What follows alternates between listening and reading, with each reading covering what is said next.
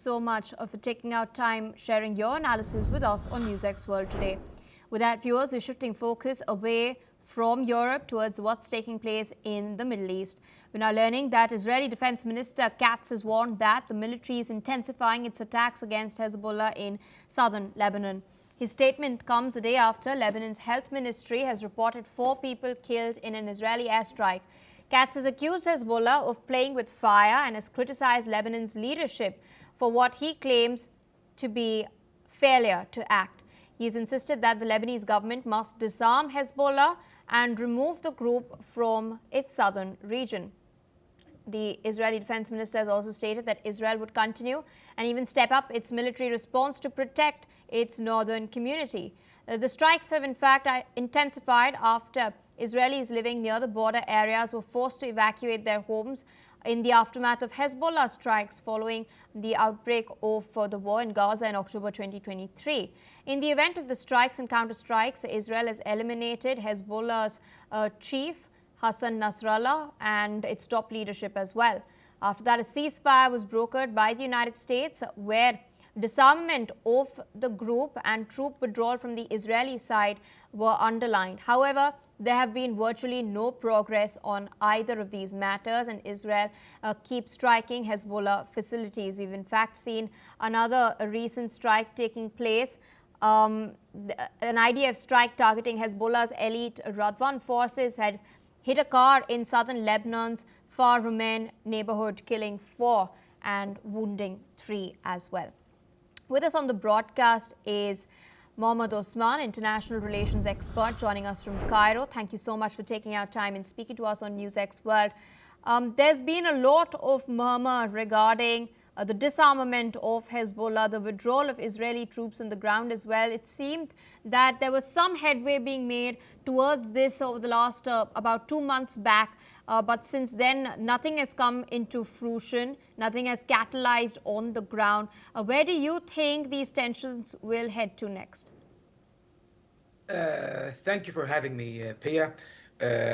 Greetings to you and to your audience. It seems that the situation in Lebanon is once again reaching an impasse, and it seems that escalation now seems ever more inevitable, unfortunately. As you very well know, over a year ago, Israel launched a full-scale war against Hezbollah in Lebanon. The war lasted for a few weeks. Hezbollah received substantial casualties. Basically, it was defeated in the war, and a U.S. brokered ceasefire ended the war.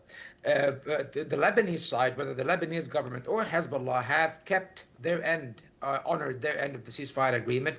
Hezbollah has withdrawn to the northern area of the Litani River, meaning it has no presence in the areas adjacent to the Israeli border. Also, the arms of Hezbollah has been disarmed in the southern Litani region, and its infrastructure has been largely deconstructed or deassembled by both the Lebanese army and the UNIFIL forces, UN peacekeeping forces in southern Lebanon. However, on the other hand, Israel is not honoring its part of the ceasefire. It still occupies about 5 strategic points inside Lebanon, creating a de facto buffer zone on the border.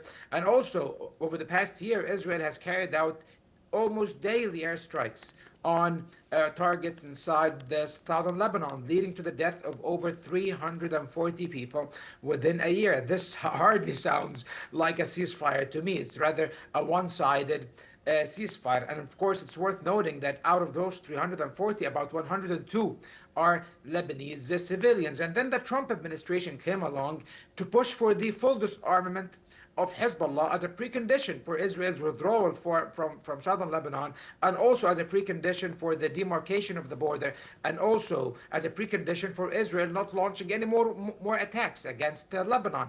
Of course, this was a total offset. It wasn't part of the deal.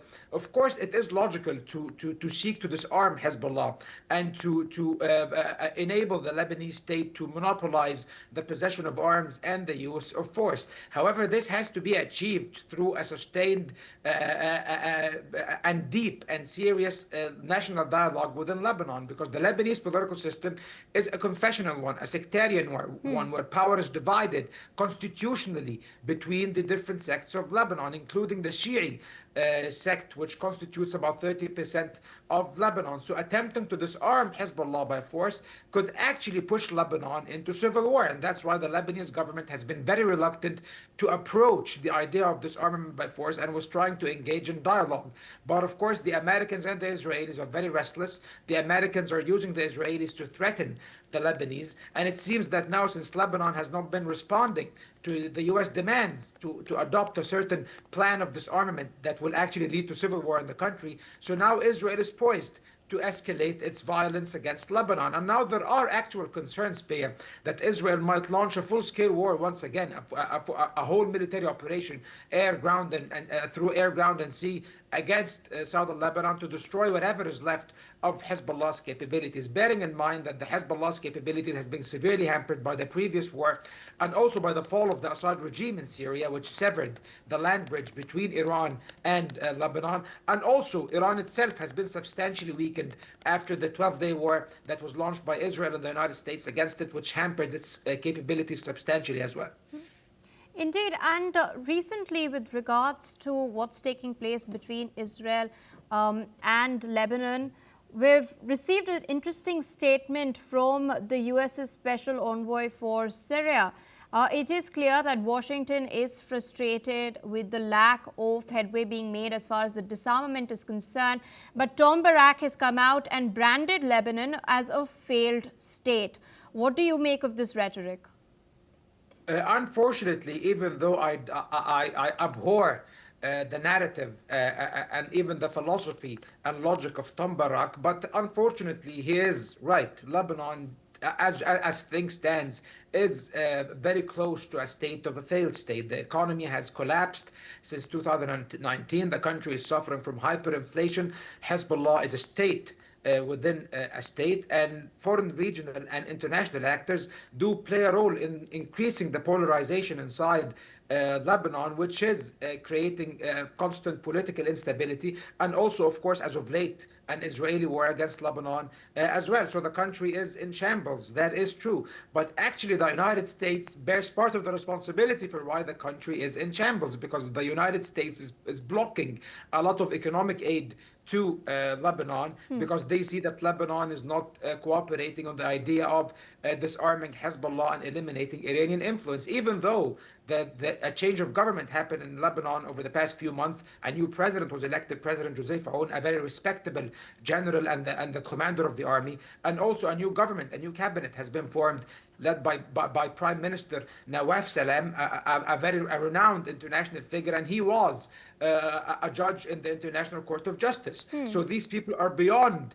any connections to the Iranians. If anything, they are against Iranian influence in the country. However, they do not seek to plunge their country into civil war just to please the United States. So that's why Tom Barak, who is, by the way, of Lebanese descent, is branding his own home country, original home country, as a failed state. Indeed, Lebanon has already seen decades of devastation in the civil war, and it's reached this position after a lot of turmoil. You've mentioned Iran. I'm just coming to that. I request you to stay on with us as we're tracking some fresh developments. We're now learning that Iranian President Masoud Pezeshkian has stated that Tehran would rebuild its nuclear facilities with greater strength while maintaining that the country is not seeking